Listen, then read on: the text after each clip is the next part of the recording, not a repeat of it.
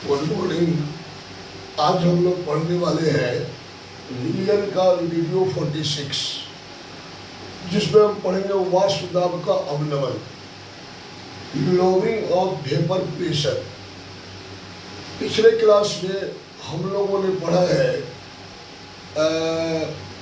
स्थिर क्वाथी मिश्रण, एजियोट्रॉपी, मिक्सचर या सोल्यूशन। आज हम पढ़ेंगे वाष्पदाब का अवनमन क्या होता है, ध्यान से समझेंगे।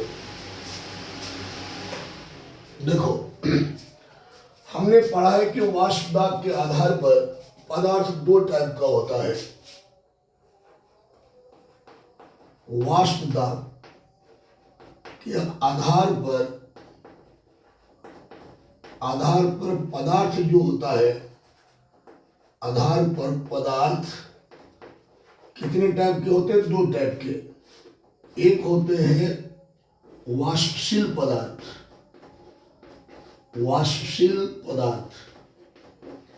और दूसरा होता है अवाष्पशील पदार्थ,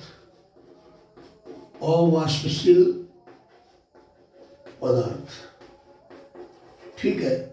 वाष्पदाब के आधार पर पदार्थ कितने टाइप के होते हैं? दो टाइप के। एक होते हैं वाष्पशील पदार्थ, दूसरा होता है अवाष्पशील पदार्थ।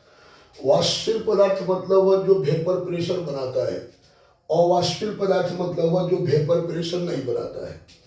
तो जो वाष्पशील पदार्थ होते हैं ये द्रव होते हैं, और जो अवाष्पशील पदार्थ होते हैं ये ठोस होते हैं। जैसे जल जो है वो क्या है? वाष्पशील पदार्थ है, जल का वाष्प बनता है। उसी तरह अल्कोहल जो है क्या है? ये वाष्पशील पदार्थ है, इसका वेपर प्रेशर बनता है। लेकिन जैसे यूरिया है,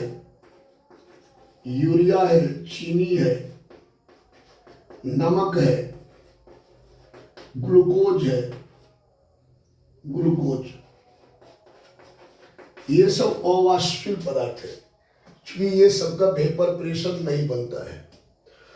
तो है क्या कि अगर आप वाष्पशील पदार्थ को किसी बर्तन में रख दो और रख करके टेम्परेचर बढ़ाओ तो ये वाष्प बनने लगेगा। क्या बनने लगेगा? वाष्प में कन्वर्ट होने लगेगा। लेकिन अगर आप इसको यूरिया या चीनी या नमक को आप किसी बर्तन में रख करके प्रेशर बढ़ाओगे, टेम्परेचर बढ़ाओगे, तो इसका वाष्पदाब नहीं बनेगा। वाष्पदाब तो समझते हैं जो वेपर बन के बाहर निकलता है वही है, वाष्प है। और जब वाष्प विलयन के सतह पर दाब डालता है तो हम उसको कहते हैं वाष्पदाब। और वाष्पदाब केवल बंद बर्तन में बनता है, ढक्कन लगा हुआ बर्तन में बनता है, ओपन बर्तन में वाष्पदाब नहीं बनता है। तो देखो, अगर ये क्या है? शुद्ध जल है, और ये क्या है? शुद्ध अल्कोहल है। तो शुद्ध जल का वाष्पदाब अधिक होता है, शुद्ध अल्कोहल का वाष्पदाब अधिक होता है। लेकिन जैसे ही शुद्ध जल में आप अवाष्पशील विलय को मिलाइएगा तो क्या होगा कि जो विलयन बनेगा उसका वाष्पदाब शुद्ध जल या शुद्ध अल्कोहल से कम हो जाएगा। फिर से बात सुनिए, जब आप अवाष्पशील पदार्थ को किसी बर्तन में डाल करके टेम्परेचर बढ़ाते हो तो इसका वाष्पदाब जो होता है अधिक होता है, क्योंकि ये शुद्ध जल है या शुद्ध अल्कोहल। शुद्ध जल को आप किसी बर्तन में रख करके टेम्परेचर बढ़ाइए तो वाष्पदाब ज़्यादा बनेगा।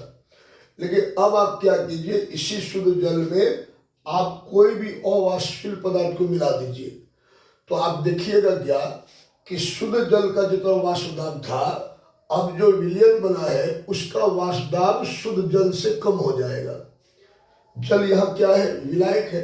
अगर जल यहाँ विलायक है और ये जो अवाष्पशील पदार्थ है, यूरिया, चीनी, नमक, ये सब विलय है, क्योंकि आप इसको कम मात्रा में डालते हो। किसमें? जल में। तो जिसकी मात्रा ज्यादा होता है वो होता है विलायक, जिसकी मात्रा कम होता है वो होता है विलय। तो जब तक जल शुद्ध था या विलायक शुद्ध था तो वाष्पदाब ज्यादा था।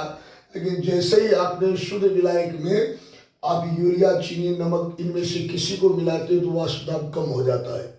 वाष्पदाब में जो ये कमी आई उसी को हम कहते हैं वाष्पदाब का अवनमन। ये जो अवनमन वर्ड है, अवनमन मतलब होता है कमी, अवनमन मतलब होता है घटना। ये वाष्पदाब में जो कमी आया इसी को हम कहते हैं वाष्पदाब का अवनमन। तो ध्यान से समझेंगे, इंपॉर्टेंट टॉपिक है, पूरा प्रोसेस समझाएंगे।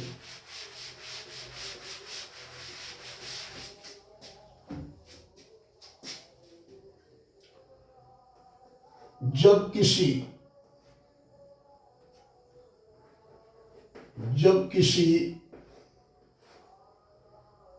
अवाष्पशील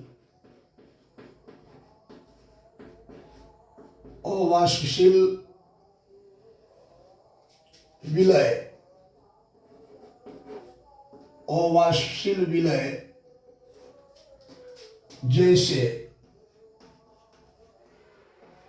जैसे यूरिया या नमक या चीनी आदि को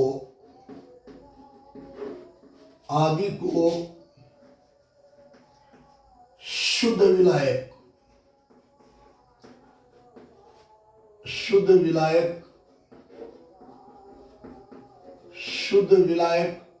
विलायक कौन होता है? विलायक आप जल ले लो, शुद्ध विलायक का मतलब जल हुआ। शुद्ध विलायक में मिलाया जाता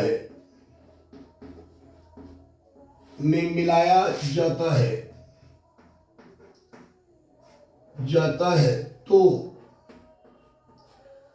विलयन का वाष्प दाब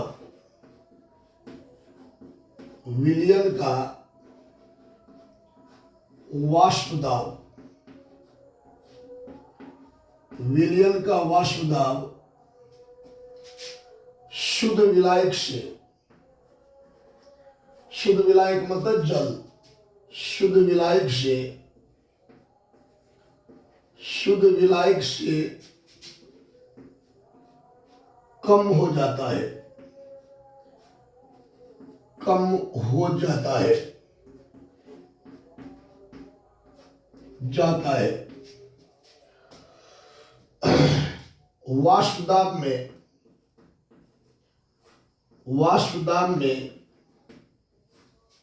वाष्प दाब में यह कमी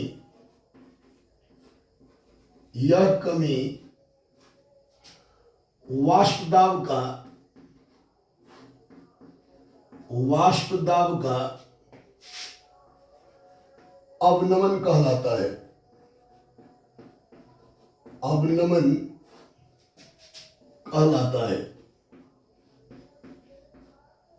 अवनमन कहलाता है। जिसे आप लिख सकते हैं, जिसे डेल्टा पी से सूचित किया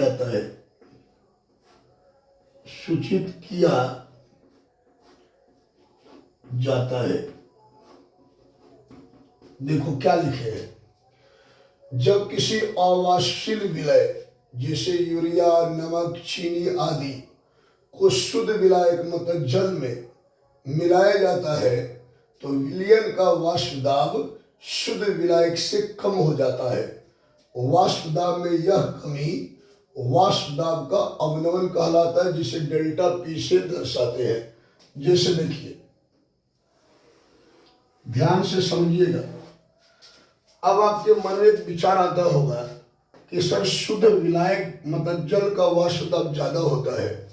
जल मतलब शुद्ध विलायक, मतलब जब तक आपने जल में कोई विलय नहीं मिलाए हो तो शुद्ध विलायक का वाष्प दाब ज्यादा होता है।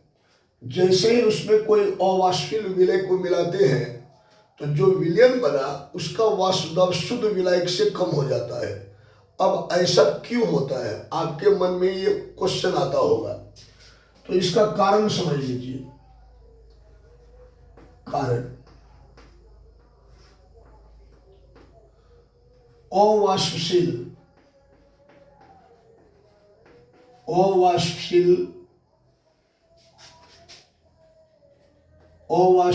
विलय को मिलाने पर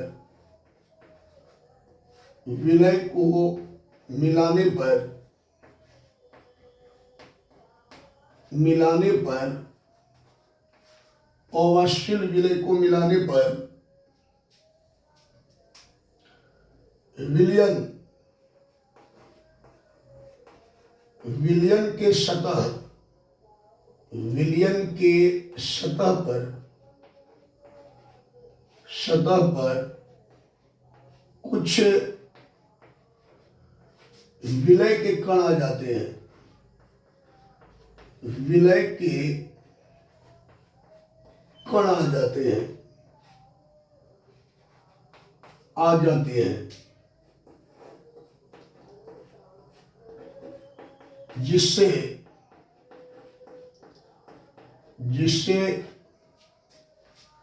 विलयन के सतह पर, जिससे विलयन के सतह पर,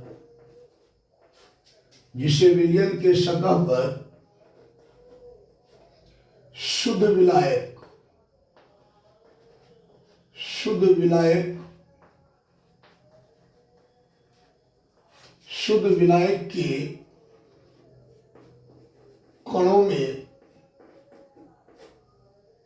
में कमी आ जाती है, आ जाती है,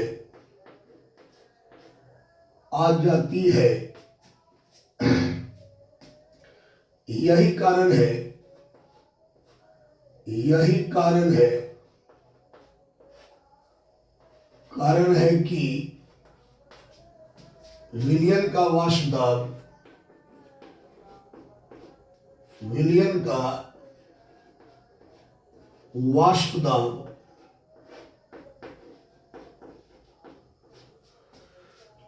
शुद्ध विलायक से कम होता है। शुद्ध विलायक, शुद्ध विलायक मतलब जल, दिमाग में बैठा लो, शुद्ध विलायक से कम होता है, विलायक से कम होता है, कम होता है। और वाष्प दाब में कमी आना ही अवनमन कहलाता है, क्योंकि अवनमन का मतलब होता है कमी। देखो क्या लिखे हैं, मैंने बताया कि जब अवाष्पशील पदार्थ को या अवाष्पशील विलय को शुद्ध विलायक मतलब जल में डालते हैं तो जो विलयन बना, अरे भैया जल में आप यदि विलय को डालिएगा तो विलयन बनेगा ना। तो जब आप किसी अवाष्पशील विलय को शुद्ध विलायक में डालते हो, जल में डालते हो, तो जो विलयन बनता है उस विलयन का वाष्प दाब शुद्ध विलायक का जो पहले वाष्प दाब था उससे कम हो जाता है। ये जो वाष्प दाब में अंतर आया या कमी हुआ, इसी को वाष्प दाब का अवनमन कहते हैं। अब सवाल ये उठा कि शुद्ध विलायक में विलय को मिलाने पर विलयन का वाष्प दाब शुद्ध विलायक के वाष्प दाब से कम क्यों हो जाता है? ऐसा इसलिए होता है कि जब आप अवाष्पशील विलय को मिलाते हो तो विलयन के सतह पर कुछ विलय के कण आ जाते हैं। जैसे मान लीजिए शुद्ध जल में आपने नमक मिला दिया, ठीक है, तो जो विलयन बनेगा उस विलयन के सतह पर कुछ नमक के कण भी आ जाएंगे।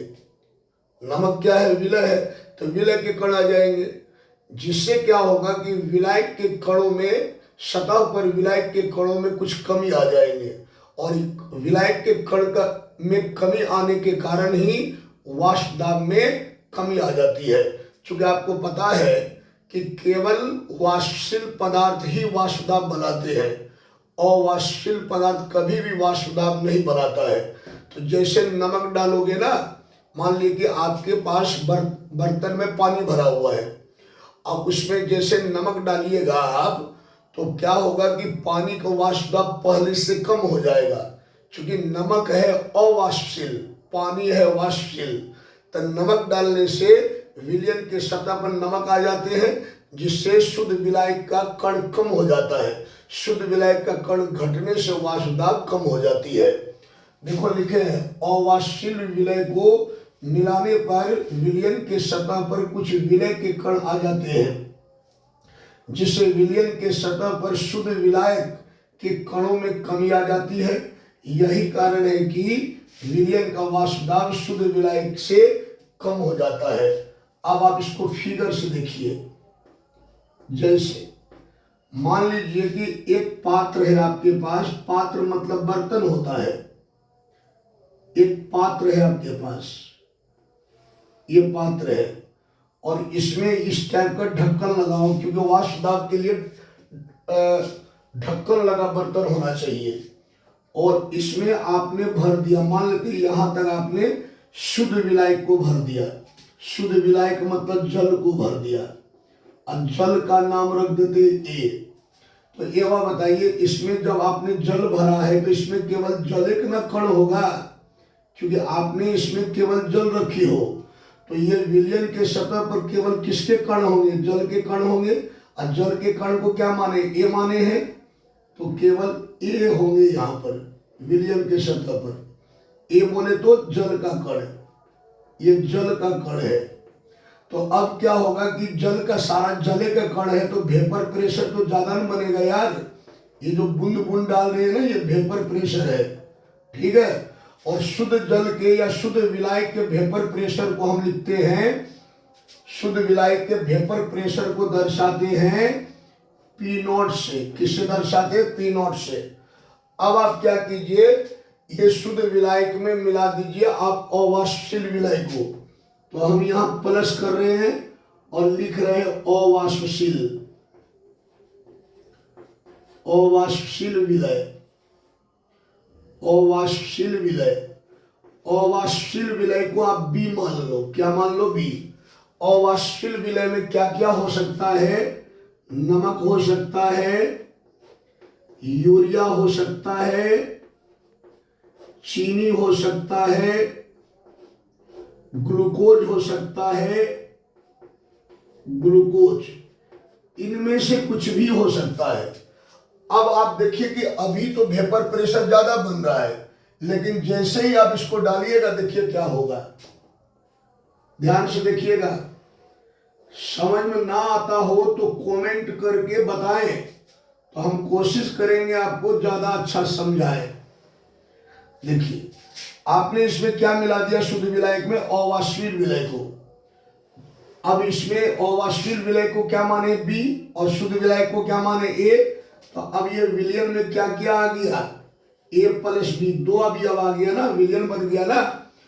अब इस विलयन के सतह पर क्या होगा? ए का भी कण होगा, ए मतलब जल का कण, बी का भी कण होगा, बी मतलब अवाष्पशील पदार्थ, मतलब यूरिया नमक कोई भी, फिर ए का भी कण होगा, फिर बी का भी कण होगा, फिर ए का भी कण होगा, ऐसे।